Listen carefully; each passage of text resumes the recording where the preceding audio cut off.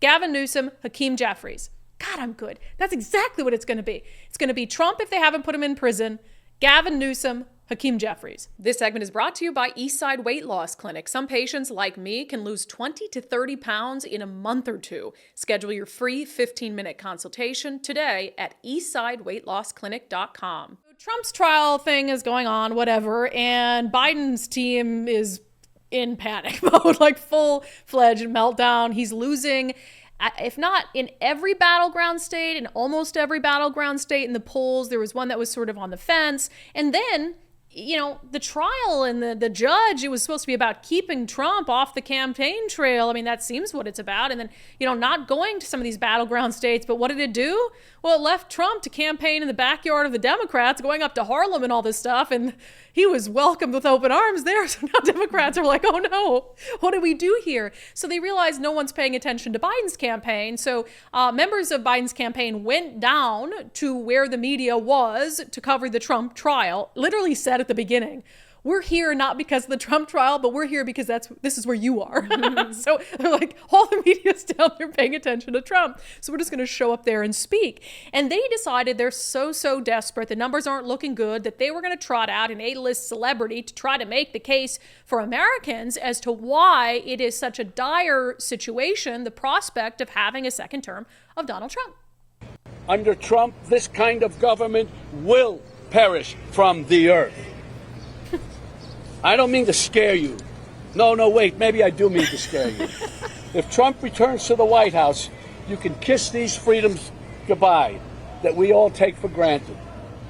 And elections, forget about it. That's over. That's done. If he gets in, I can tell you right now, he will never leave. He will never leave. You know that. He will never leave. Didn't he? Robert De Niro. I didn't know he was like this. He's been like this for a while. He has TDS big time. Type 1, right? Obviously. Yes. Didn't he leave once? Trump was in office. He left. Yeah. I mean, you could argue, January 6th, like maybe his people or he didn't want to leave, but he left, right? Let's see. He says all of that, the fear mongering and all of that. I mean, not even fear mongering. He's just saying, yes, I am trying to scare you. Leaves Americans with only one choice. You got to vote for Joe. And that's why I've joined the Biden-Harris campaign, because the only way to preserve our freedoms and hold on to our humanity is to vote for Joe Biden for president. Really. We don't have a choice. Who thinks of these things? And did they not ask him, like, hey, what are you going to say? Do you have it planned out and all of that? I love the car horn. I love the car horn in the background. We have no choice. We do have a choice. And the fact that you think we don't have a choice, like, is so contrary to what you're trying to say about, democracy in peril and all of this. Yeah. If that was like their ace in the hole, fell a little flat. Absolutely did not go the way they intended that to go. I just don't get it. Nicole and I always joke, if we ever just don't want to do the podcast anymore, we're going to run people's campaigns. Consult. We're going to consult because you look at some of these things and you're like, wow, whose idea was that? Whose idea was that?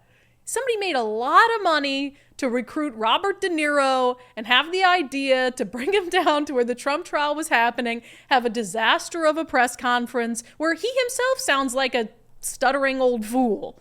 Like, at least if you're going to get an A-list celebrity, like, get a younger one who, can excite people and put a few sentences together without reading off his sheet, because that's kind of one of the primary issues with Biden that you're trying to, combat here. But also, whose mind are you changing? Whose mind are you changing with that? Really? To say, Trump will never leave office. We have no choice but to vote for Biden. That message is appealing to no one who's undecided. Like, that doesn't move the needle on anything. You're just screaming out what, Democrats have been screaming out about Trump for 9 years. And so that's what I don't understand too, is who are you appealing to there? First, I don't believe that there's an awful lot of undecided voters. Man, that's a weird place to be if you're undecided between Trump and Biden. Now, Nicole will be like, but Brandi, you're undecided. Nah. I'm not between Trump and Biden. I'm not undecided. If Trump and Biden, Trump, obviously. Wait a minute. I don't think but I was like looking at maybe RFK or something like that. And I don't think it's going to be Biden. And I also don't know if it's going to be Trump. Wait, so are you saying if it's somebody like Gavin Newsom, no, you would debate that? Of course not. Okay. Gavin's even worse than Joe. Okay. But I don't even know if it's going to be Trump. They're trying to put him in prison. They might be successful. I am not convinced that we're going to have a Trump-Biden showdown in November.